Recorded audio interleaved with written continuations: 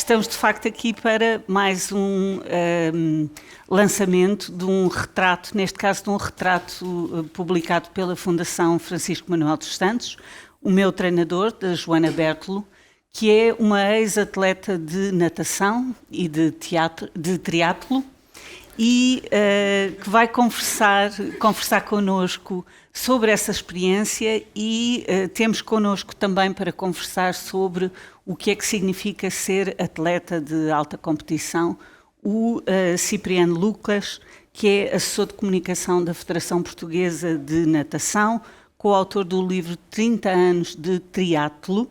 Não é fácil dizer isto, 30 anos de triatlo. Por isso é que as pessoas confundem ainda mais com o resto, 30 anos de triatlo, publicado pela Federação de Triatlo de Portugal. Isto é uma aventura.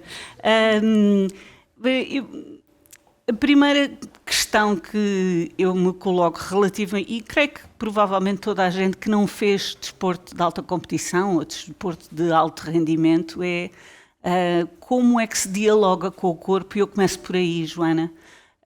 Como é que numa idade, quando se é ainda criança, quem começa na alta competição começa muito cedo, e é quase uma antítese começar em alto rendimento quando ainda se é criança, não é? Portanto, quando o corpo ainda não se conhecem os limites. Há uma coisa, uma vez que um pediatra me disse relativamente a um dos meus filhos, quando ele caía muito, ele dizia, como é que pode não cair se todos os dias os limites do corpo, se ele não sabe quais são os limites do corpo, portanto é normal que ele caia, os braços estão sempre a aumentar, os pés estão sempre num sítio diferente. Portanto, se isso acontece aos adolescentes e às crianças, essas alterações constantes do corpo, como é que se coaduna isso com o desempenho da alta competição? Muito bem.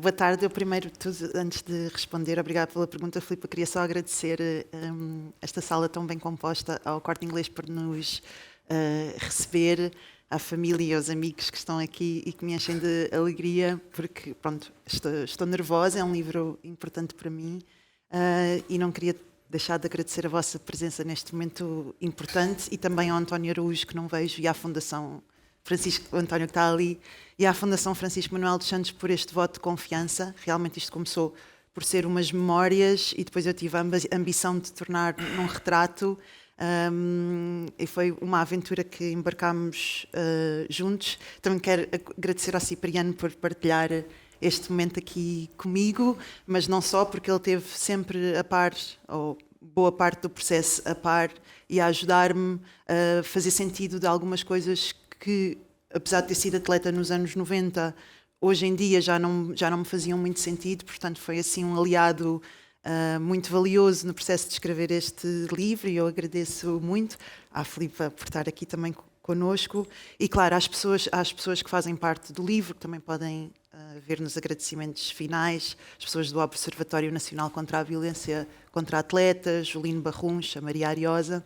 Depois acho que no decorrer da conversa vamos chegar a nomeá-los. Não quero também, numa introdução, tornar isto muito fastidioso, mas é um livro, assim, numa metáfora já sobre o que é um atleta de alta competição, é um livro que eu assino, mas que é feito mesmo por muitas pessoas, de muitos testemunhos, e não podia não começar por agradecer.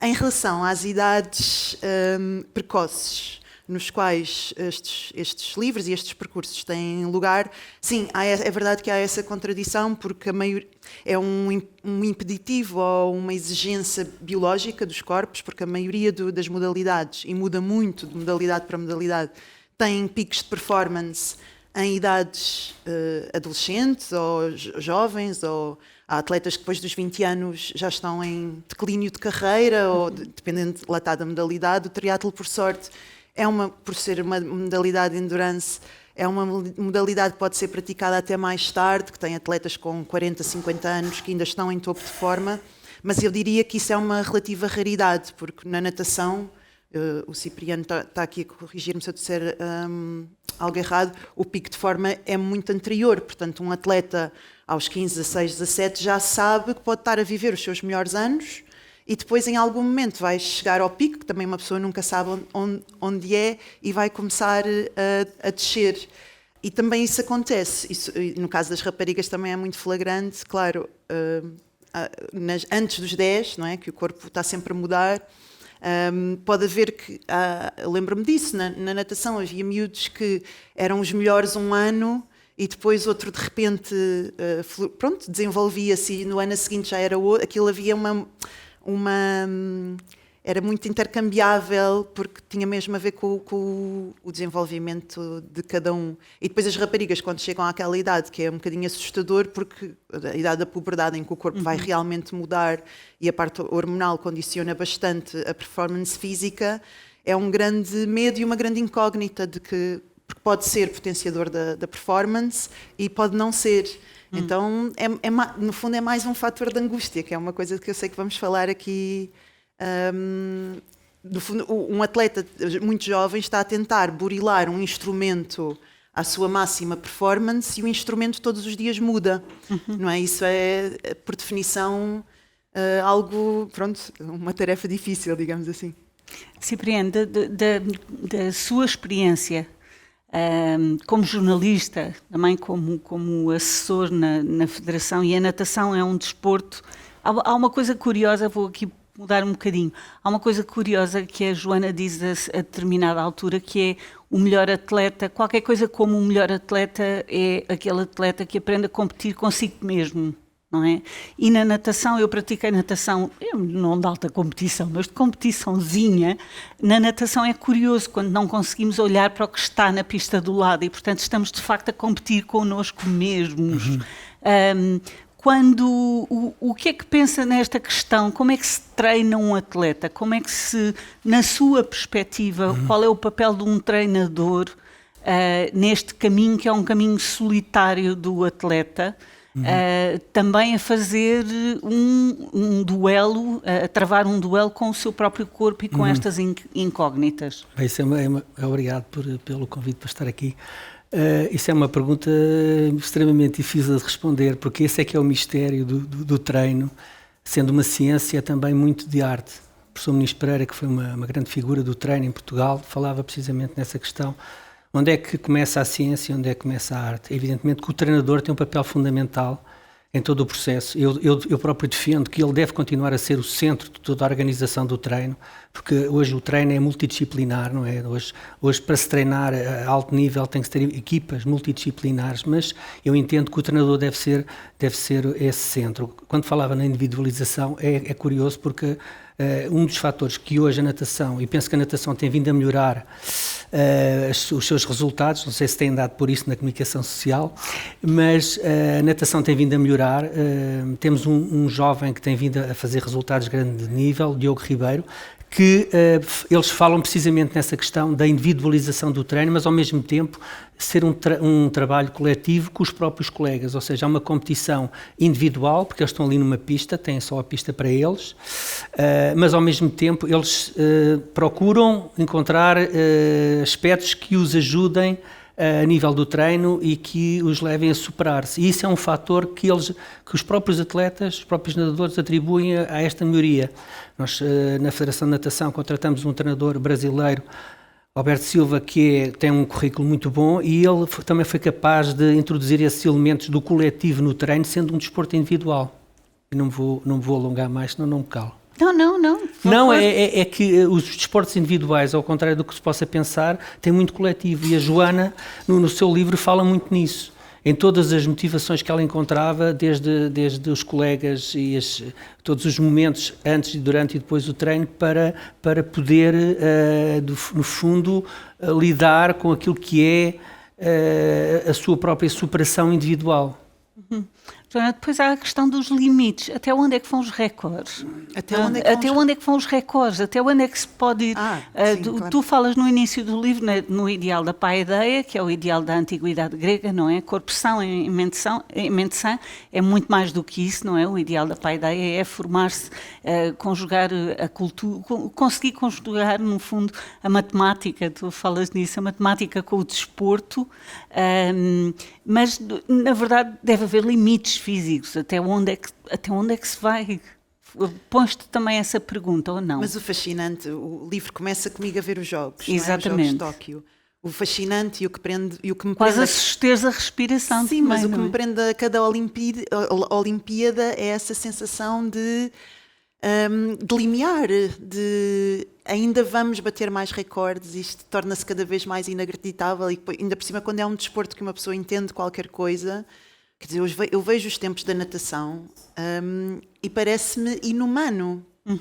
Porque na altura, ou seja, na altura que eu seguia os recordes, tinham mais 2 ou 3 segundos, ou seja, já se nada 1500 a uma velocidade que eu não acharia possível nos anos 90 e todos os anos ela desce, ou seja, porque é que ela desce? Porque é dos corpos, é da ciência do treino, é da ciência nutricional, é das piscinas, mas continuamos a conseguir levar esse limiar do que é que um corpo pode um bocadinho mais além, a negociar isso à décima de segundo.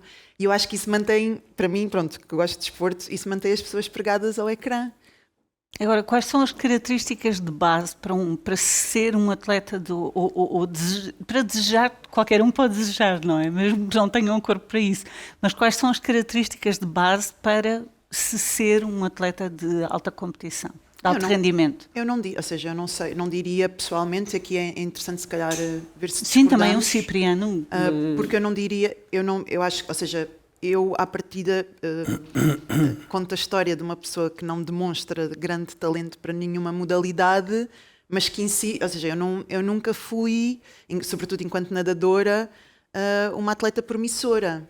Sim, é verdade que geneticamente, e isso fez com que o convite inicial para ir para a competição na natação tem a ver com, como se vê, eu ser alta, ter as mãos muito grandes, ter os pés muito grandes, e são características que um treinador identifica como geneticamente propícias a nadar. Mas depois eu não tinha os resultados correspondentes, portanto não sei se em termos de perfil físico, claro, em princípio uma pessoa muito baixinha não vai para a seleção nacional de basquete, podemos ter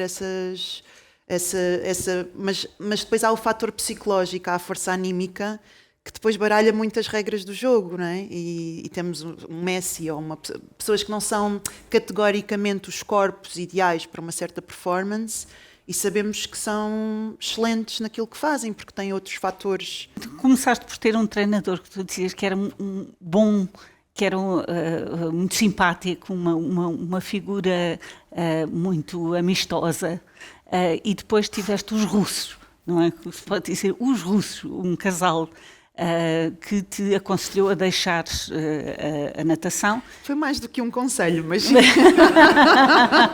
Eu queria ser simpática, não dizer que te puseram fora da competição da natação, e depois tiveste o teu treinador. Não, entretanto ainda houve ou seja, o livro é um retrato de 4 treinadores diferentes, que foram os 2 da natação e 2 do triatlo. E também é uma forma de falar sobre o que é isto de ser treinador, porque são 4 culturas, eu acabei por viver 4 culturas de treino muito diferentes. Acredito que se tivesse tido mais treinadores, mais culturas de treino, conheceria, e tem a ver com aquela variável de o primeiro que se interessava muito por nós além da piscina, ou seja, como é que vai a vida na escola, como é que vai entre vocês, que era muito lúdico, o aquecimento era um jogo, era divertido ir treinar. Também estamos a falar de idades de formação em que é conveniente que assim seja. Depois, um choque incrível para uma cultura de treino, quando vieram os russos, em que não existe propriamente o atleta além da sua performance.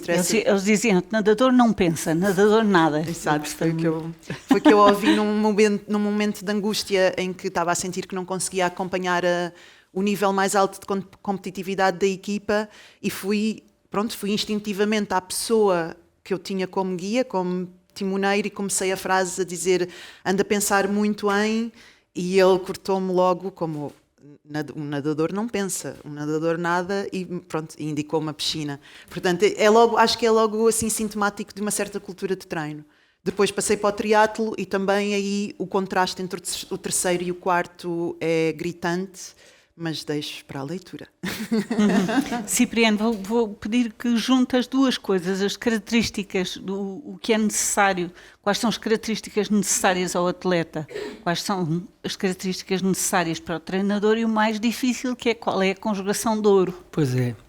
Não haverá com certeza uma fórmula vencedora, difíceis. só uma, não é? Mas é assim, procurando partir do livro, eu acho que a Joana teve um bocadinho de azar também, porque é preciso ter sorte no meio disto tudo. Ou seja, tem que se encontrar o ambiente certo, tem que se encontrar o treinador certo. Evidentemente que geneticamente temos que ter as tais condições, o chamado talento, que é uma grande discussão que se tem no desporto, que é o talento. O que é um talento? O que é um jovem com talento para uma determinada modalidade? Portanto, há aqui um conjunto vasto de fatores que depois vão para ao nível psicológico. Ou seja, muito poucos conseguem chegar lá ao nível das medalhas, não é? Ou seja, há estudos que apontam para até 50% de abandono de jovens até aos 17 anos, que é precisamente a fase que a Joana viveu. Portanto, esse vasto conjunto de fatores são muito difíceis de encontrar. E depois teres a sorte também de estares num país que reúne as tais condições e teres o meio certo para que tudo isso conjugado. Por isso é que é tão difícil ser atleta de alta competição. É extraordinariamente difícil.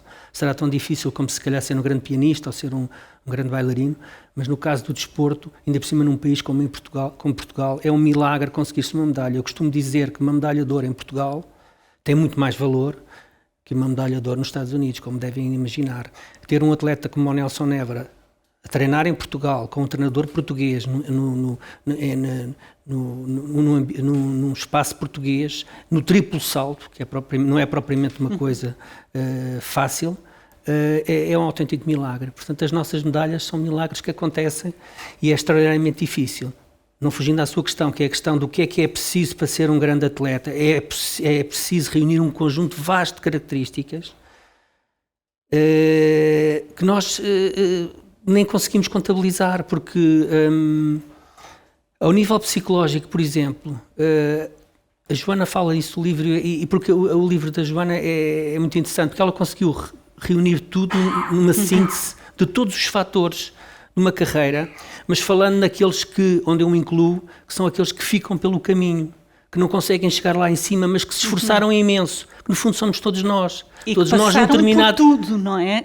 A Joana passou por tudo. Passar por tudo, que é dar o seu máximo, esforçar-se ao máximo e nunca conseguir porque achar que podia ter ido mais longe. Mesmo eu tenho amigos, atletas olímpicos, que foram olímpicos e que são frustrados também porque ficaram na primeira eliminatória. Portanto, há sempre esta insatisfação e a competição é qualquer coisa que faz parte do nosso ADN.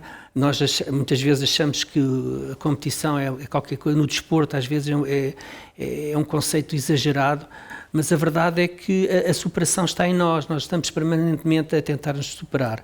Agora, se encontrarmos um treinador com a tal formação necessária, que é extraordinariamente difícil, porque tu apanhaste vários níveis de treinadores, vários perfis de treinadores, o treinador autoritário, o treinador laissez-faire, o treinador amigo, porque há vários tipos de treinadores.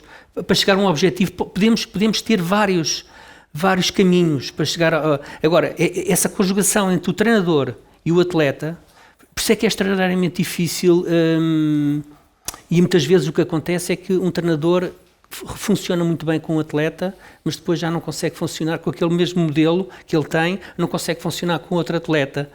E isto acontece muitas vezes. Então, uma espécie de casamento ideal. É quase uma relação. Não quer dizer que não há. E há quem defina o grande treinador, aquele que consegue replicar resultados de grande nível. Não é? O treinador, há quem se considere que um treinador bom não é aquele que faz um atleta, é aquele que consegue replicar, pela sua experiência, a sua capacidade, o seu conhecimento, replicar um conjunto. Portanto, o treinador bom não é aquele que faz o atleta, como é que dizia? Há quem diga que até ao contrário, o atleta é que faz o treinador. Nós costumamos no desporto dizer, o bom atleta é que faz o treinador. Agora, evidentemente que o treinador tem que ter uma vasta também conjunto de características pessoais, humanas até, porque nós falamos muito em sacrifício, mas vamos lá ver uma coisa, o sacrifício, eu quando pratiquei atletismo, nós nunca falámos em sacrifício, nós gostávamos daquilo, aquilo era qualquer coisa que nos dava imenso prazer, E a Joana fala nisso também no livro. É qualquer coisa quando as pessoas vêm falar em sacrifício, mas o que é isso de sacrifício? Vamos ver uma coisa, as pessoas estão num sentido de superação que tiram prazer daqueles limites que estão a procurar. Evidentemente, se nós, a partir de uma determinada altura, começamos a sentir que não somos capazes, porque a nossa ambição é maior que as nossas capacidades físicas, e a Joana pega muito bem nesse tema, dando-lhe um toque muito positivo, que é, nós, mesmo com as más experiências, podemos passar para aspectos positivos na nossa vida, não é? E ela se passou da natação para o triatlo. Eu acho que no triatlo podias ter, eu acho que na altura, eu acho que estavas a começar, era ali, mas depois mete-se isto, que é que nós em Portugal temos este problema, não é? Como é que se concilia a carreira de um atleta de alta competição com os estudos? Como é que se concilia a carreira de atleta de alta competição? Eu quando falei aqui há pouco tempo com uma bailarina, e ela diz, não, eu era bailarina, queria ser bailarina e só fazia, era bailado, não fazia mais nada. Não estava a pensar que ia estudar para ser engenheira ou arquiteta ou isto ou aquilo. E nós temos este problema no desporto, é extraordinariamente difícil. E que ele abandona aos 17 anos, coincide precisamente no momento em que as meninas e em geral têm que fazer opções na vida, têm que pensar o que é que eu faço. E é por aqui que se calhar nós temos que mudar este paradigma daquilo que é o atleta de alta competição. Nós queremos ter atletas de alta competição. O país revê-se nesses atletas. Nós queremos apostar nessas carreiras como apostamos noutras áreas culturais e não só. Portanto, e é aqui que é extremamente difícil. E há muitos abandonos precoces precisamente por causa disso. Já vamos falar nisso, o que é que teríamos que falar, qual é a cultura portuguesa de competição, não só isso, se calhar em muitas outras coisas. Sim. Mas ainda sobre os treinadores, a Joana a certa altura fala de um estudo português e traça um retrato, um estudo feito em 2000 que revela, enfim, que indica que os treinadores em Portugal são maioritariamente do sexo masculino, 90%, os 10% que serão do sexo feminino, a maior percentagem não está no ativo. A generalidade dos treinadores a média de idades é de 37 anos, têm uma formação específica, exercem a atividade como profissão principal. 30% afirmam que não são remunerados, o que é uma surpresa. Enfim, mais.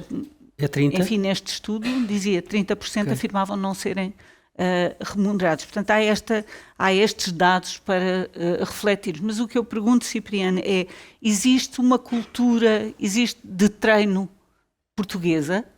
Quando se fala dos russos, diz, os russos, vieram os russos. Estes que dizem, não pense nada.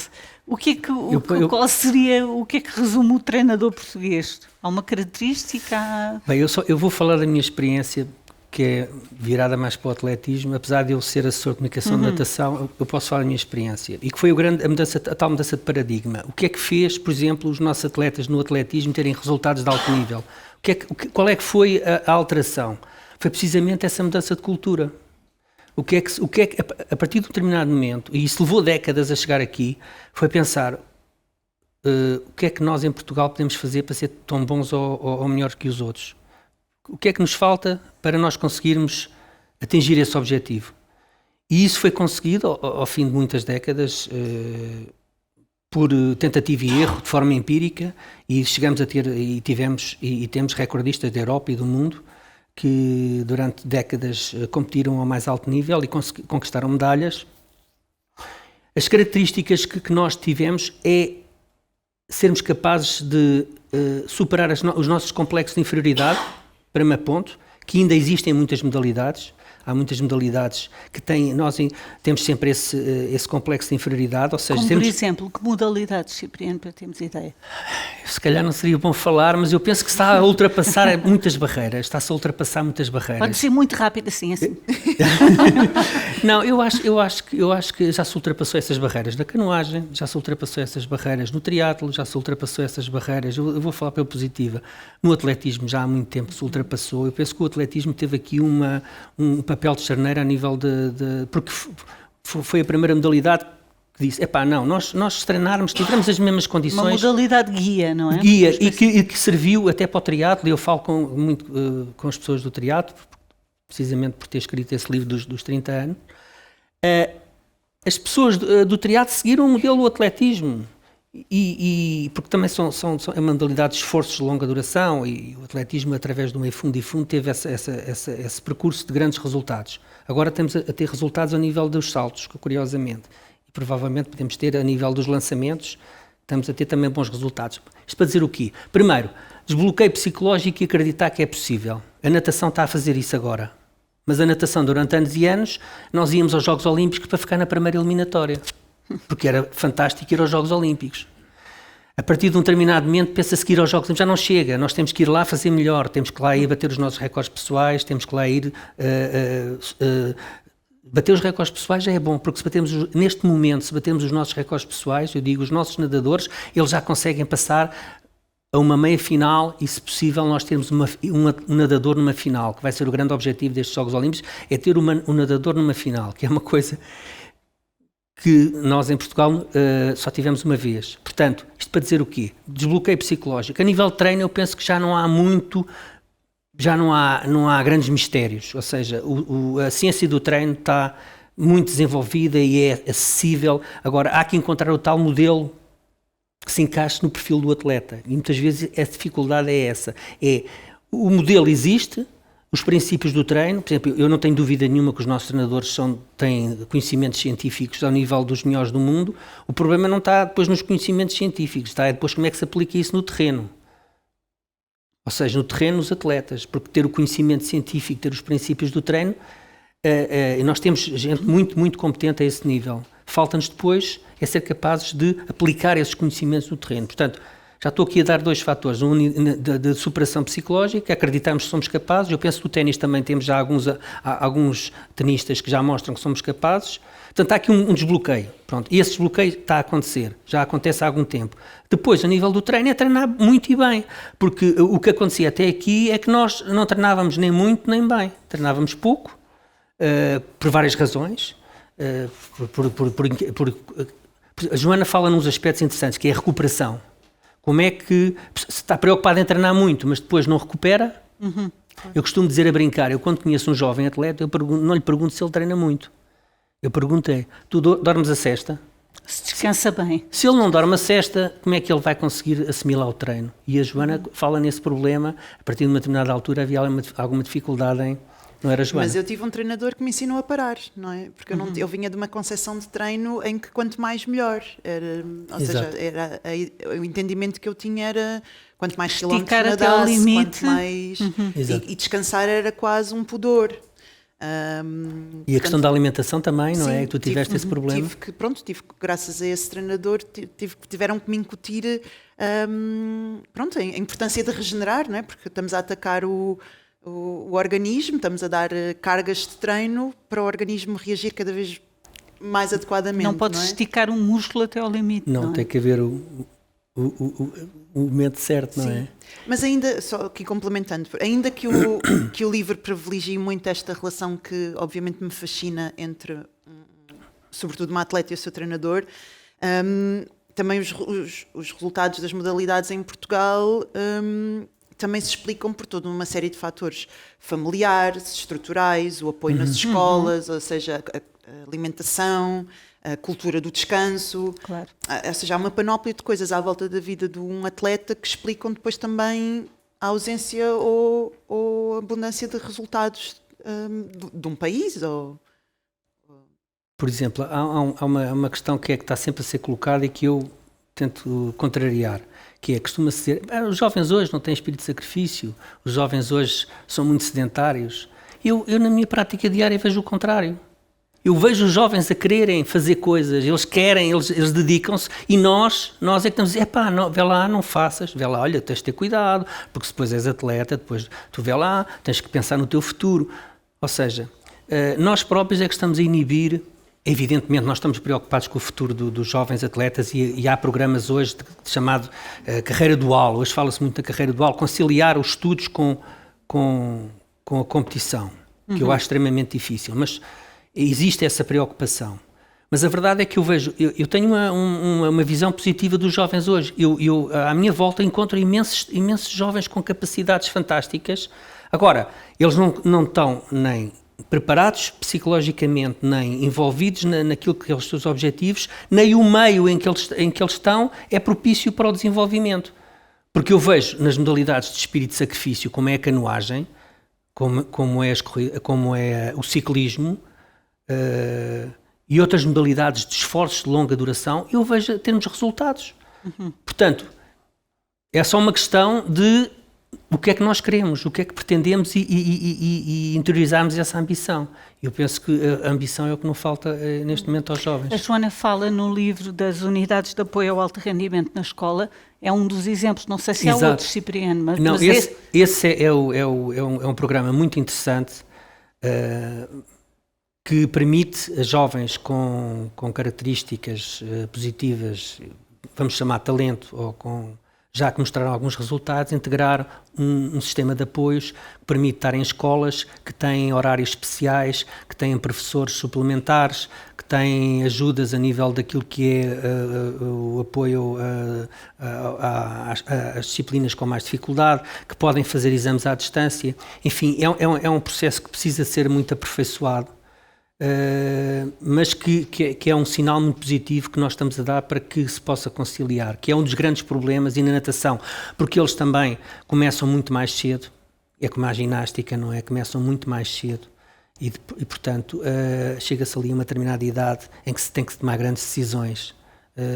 E nós na natação temos imensos jovens que estão em medicina e estão em cursos altamente exigentes, e como é que se treina para alta competição estando num curso com medicina? Extremamente difícil, não é?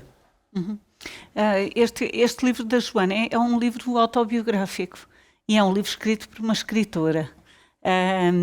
E a Joana, nós estamos sempre a seguir-te e a seguir a tua vida, e com o teu talento de escritora, aquilo que seguimos é a tua personagem também. E até de uma forma jocosa, tu falas tanto do prazer, de que também falas, como da dor que tiveste ao longo deste percurso. E é muito curioso, a certa altura tu dizes, por exemplo, sempre fui a maior, sempre me sentia mais frágil. E dizes outra coisa, cresci de molho em fato de banho com um travo permanente a cloro, o que é curioso. Eu queria só ler aqui, enfim, para quem ainda não leu o livro, e para abrir o apetite e para ver como é interessante e rico o testemunho da Joana. O tempo. Lembro-me do meu próprio corpo quando o seu propósito diário era essa luta. O cronómetro, os ponteiros, o apito, uma voz contundente a ditar tarefas, a vocalizar tempos de chegada.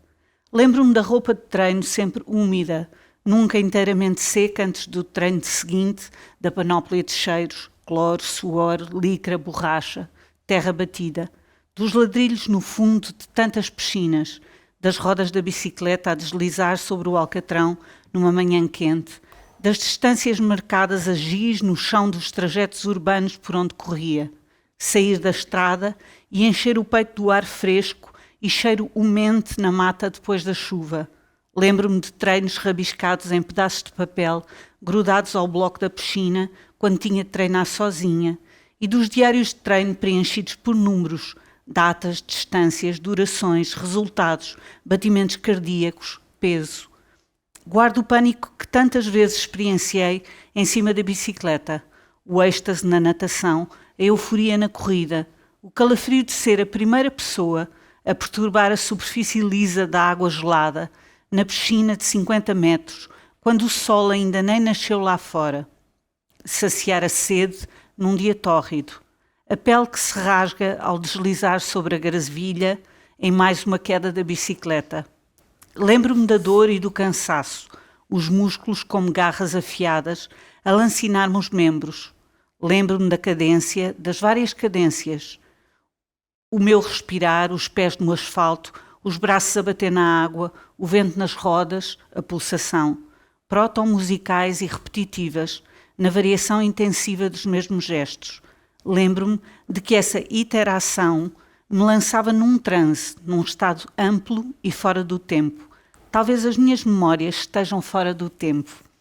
Este livro tem vários tempos. Tem o teu tempo de agora, que inclui este tempo, e é um tempo que está também muito habilmente circunscrito ao tempo em que tu estás a assistir às Olimpíadas, não é? E, portanto, a assistir àquilo que poderia, eventualmente, e que tu sonhas que podia ter sido o teu futuro, não é? Em que tu idealizadamente te imaginas num pódio, não é? E isso é muito interessante, porque não tendo tu chegado lá, potencialmente poderias estar lá. Isso também é muito engraçado. Depois há um outro lado que está aqui e que é o lado doloroso, é o lado dos distúrbios alimentares, e eu gostava que tu também falasses nisso, e um lado que está na parte final do livro e que tu falaste na presença aqui de elementos do Observatório Nacional da Violência contra os Atletas. Este é o lado escuro, não é? O lado da lua. Sim. Queria que falasses sobre isso. Certamente. Então, claro que o livro funciona como um panegírico, uma homenagem a uma experiência muito formativa e muito forte que eu tive, que foi ser atleta de alta competição, e as muito, muito boas memórias que eu guardo desses anos, desses tempos, dessas experiências, algumas memórias que me parecem fora do tempo, por essa espécie de estado alterado de consciência que a prática física e extenuante proporciona. No entanto, o retrato não me parecia completo, nem do desporto, nem de Portugal, nem o retrato de Portugal, nem do desporto de alta competição, nem o retrato daquilo que eu estava a ver no início do livro, que são os Jogos Olímpicos de Tóquio de 2021, mas na realidade que eram de 2020, portanto já há ali um absurdo temporal, não é? Que justificado na altura pela pandemia. Portanto, eu começo a escrever este livro na reta final da pandemia, em que uma experiência que é coletiva, essa todos atravessamos, em que, bem se lembram, tivemos que cada um redefinir noções temporais e corporais, não é? Porque era uma doença que nos atacava diretamente o corpo, houve uma ameaça, um vírus, todos tapámos, isolámos, protegemos, tememos a morte, vimos pessoas morrer, e ao mesmo tempo o tempo nessa altura ganhou outra espessura, e é dessa atmosfera carregada e um pouco, como se diz, até cataclísmica, apocalíptica, que eu me sento a ver os Jogos Olímpicos à procura dessa inspiração que o desporto me traz. E na realidade foi a edição em que Simone Biles famosamente desistiu, foi uma edição bastante perturbada e perturbadora, e é dessas reflexões que eu acabo depois por fazer um exercício de ir atrás. Os lados sombrios têm de alguma forma, estão sempre ligados aos lados solares, mas são como se que o seu excesso, ou seja, da mesma forma que podemos dizer que eu ou estes atletas de alta competição que eu entrevisto trouxemos para a nossa vida adulta capacidades de seguir objetivos, de ser disciplinados, de ser perfeccionistas, de ter espírito de sacrifício, uma certa ética perante o outro, perante a competição, etc, etc. Para mim são tantas as competências que eu ficava aqui a elogiar a prática desportiva o resto da tarde. Mas, lá está, sem um certo suporte psicológico, e também se fala muito de questões de saúde mental no livro, sem entender também a fragilidade e o nível de exigência em que colocamos estes atletas, facilmente, por exemplo, esse perfeccionismo e esse controlo, esse rigor, esse detalhe, desemboca numa perturbação do comportamento alimentar, dos quais eu falo aí numa anorexia, da famosa bulimia da Vanessa Fernandes, e até mais prevalente nos atletas de rapazes, as disformias musculares, que são perturbações do comportamento alimentar extremamente comuns entre a população de atletas, mas também não atletas, portanto pareceu-me pertinente. Achei que não era preciso o leitor ou a leitora ser atleta para se identificar com aquele apaziguamento e com aquela luta contra o corpo, que é uma doença do comportamento alimentar. E falo da minha própria luta com uma anorexia bastante jovem, com 11, 12 anos.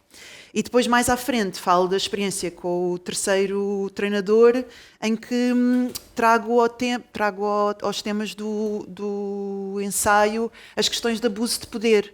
Porque da mesma forma que esta relação atleta-treinador é privilegiadíssima, porque é é de uma proximidade e de uma entrega e de uma capacidade inspiradora bastante singular. E até de uma dependência. De uma interdependência. E até, ela também tem que ser considerada enquanto a relação entre uma jovem, neste caso uma jovem em formação e um adulto, não é? Portanto, há um desequilíbrio já à partida de poder e de conhecimento, e depois temos que conceber estes atletas como, ou seja, para uma atleta, do que eu digo às tantas, voltando também à experiência pessoal para não generalizar, era, para mim, um dia em que eu visse o meu treinador satisfeito com a minha prestação, era um dia ganho. E se de alguma forma ele não me desse uma palmadinha nas costas, ou eu visse que ele ficasse ligeiramente contrariado com a minha... com qualquer coisa que eu fiz no treino, era completamente destabilizador. Portanto, uma atleta projeta nesta pessoa, neste caso neste homem, a sua identidade, a sua experiência emocional, a sua calma. Então essa pessoa ganha um poder muito grande de influenciar, ou seja, esta jovem atleta. E isso, como qualquer coisa, pode ser usado de uma forma extremamente benéfica, e os resultados mostram-no, mas também em situações mais infelizes pode ser usado, ou seja, também fui à procura não só da minha experiência pessoal, mas falando, por exemplo, com a Cláudia Pinheiro, do Observatório Nacional contra a Violência contra os Atletas, da violência contra os atletas, peço desculpa, não tem dois contras, que realmente esse trabalho está a começar em Portugal, de criar mecanismos de denúncia, porque os pactos de silêncio abundam. Ou seja, o exemplo que se dá sempre é, se um atleta vê numa equipa que os atletas mais velhos não denunciam, estão perante práticas abusatórias que podem ser palavrões, podem ser de qualquer natureza, não é? Os abusos de poder tomam muitas formas. E se os mais velhos não denunciam, os mais novos aprendem a não denunciar, não é? Isso são as culturas de silêncio que imperam ainda em muitos dos nossos clubes, federações, e cujo exemplo que eu trago, paradigmático, foi o que vimos nos Jogos de Tóquio, voltando lá. Ou seja, percebemos que a Simone Biles e aquelas atletas de topo, todas, tinham sido sujeitos a perpetuados abusos de natureza sexual por um osteopata, creio dizer bem, e era consabido, não é? Havia todo um sistema, clubes, técnicos, muita gente sabia, e ninguém fez nada para proteger estas miúdas. E inclusivamente, quando elas fizeram denúncias ao FBI, foi-lhes dito que a sua percepção não contava, que foi desvalorizada a sua queixa. E o que eu sugiro é que isto não é um fenómeno estadunidense, não é? Não é uma coisa do desporto de topo dos Estados Unidos, nem das séries, nem dos filmes. Isto acontece no clube, Associação Recreativa da Aldeia de lá do fundo. E que é uma coisa que acho que é benéfico estarmos atentos e questionarmos esta cultura do silêncio e da represália e do medo de... E criarmos ambientes de treino mais saudáveis para os nossos jovens atletas treinarem. Este livro é um testemunho pessoal, mas fala de uma realidade coletiva e universal. E ao longo do livro, Joana, tu vais procurando também a raiz etimológica de palavras que têm a ver com a competição, e chegas à origem da palavra competir, que é competere, que quer dizer encontrar-se no mesmo sítio, responder a, concordar com, curiosamente, procurar juntos ao mesmo tempo,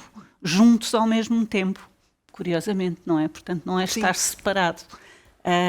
Tem tudo a ver com o que estamos a dizer, ou seja, competir implica uma comunidade que apoia o atleta, ou aquele que compete sozinho, não está sozinho. Cipriana, eu perguntava, ainda dentro deste tema, não é?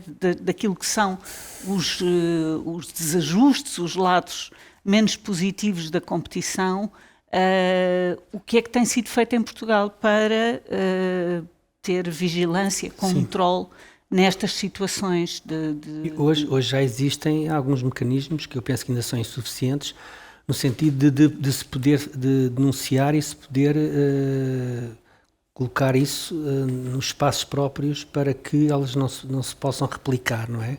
Como os exemplos dos Estados Unidos, mas eu penso que é um problema que nós encontramos em várias situações e mesmo aqui, e temos assistido na comunicação social a um conjunto de situações que têm que ser combatidas. Porque isto, evidentemente, que o desporto isto não vale tudo, quer dizer, isto, para se atingir o resultado, isto não... E claro que depois estes desequilíbrios, estes desvios de comportamentos e estes abusos, não é? Quer dizer, acabam por surgir onde nós menos esperamos. Existem, o Instituto Português do Desporto e da Juventude tem já espaços onde se podem fazer essas denúncias, o próprio Comitê Olímpico, depois temos equipas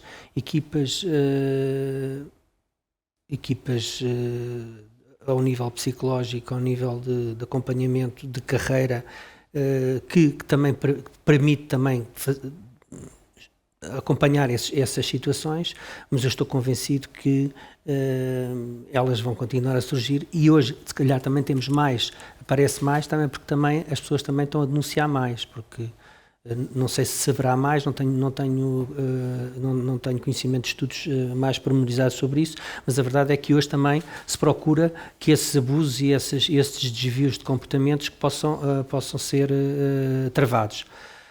Mas eu penso que é este nível que nós estamos, mesmo nos clubes, eu penso que há uma preocupação de que, principalmente os clubes que têm mais meios e que estão mais focados na alta competição, possam ter uma preocupação de controle, porque isto é mau para todos, não é?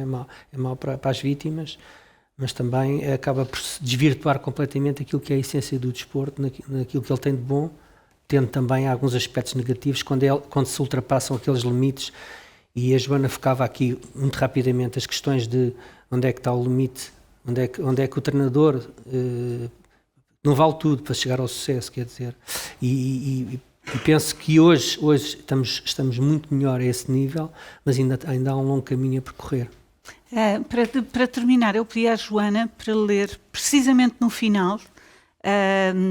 No final do livro há outras considerações sobre a ligação entre o desporto e a criatividade e a ligação entre o desporto e a escrita. Eu vou passar-te o meu exemplar, porque está de onde te peço para ler até onde. Em vez do teu, podes passar o teu. Mas não, podes ficar com esse. Pedia-te só que terminasses por ler daí até ao final, por favor. É daqui até aqui? Exatamente, por favor. Pego num livro, folheio. Na reta final da escrita deste ensaio, encontro uma última réstia de força no meu ultramaratonista favorito, no endurance da perspicácia e da ironia, David Foster Wallace. Passo a citar. A beleza não é o objetivo dos desportos de competição, mas os desportos de alto nível são um local privilegiado para a expressão da beleza humana. A relação é mais ou menos a da coragem em relação à guerra. O seu poder e apelo são universais. Não tem nada a ver com o sexo ou normas culturais. O que parece ter a ver, na realidade, é com a reconciliação do ser humano com o facto de ter um corpo. A genialidade destes atletas não é replicável. A inspiração, porém, é contagiosa e multiforme. E mesmo só poder ver de perto o poder e a agressão vulnerabilizarem-se perante a beleza é sentir-se inspirado e, de uma forma fugaz e mortal, reconciliado.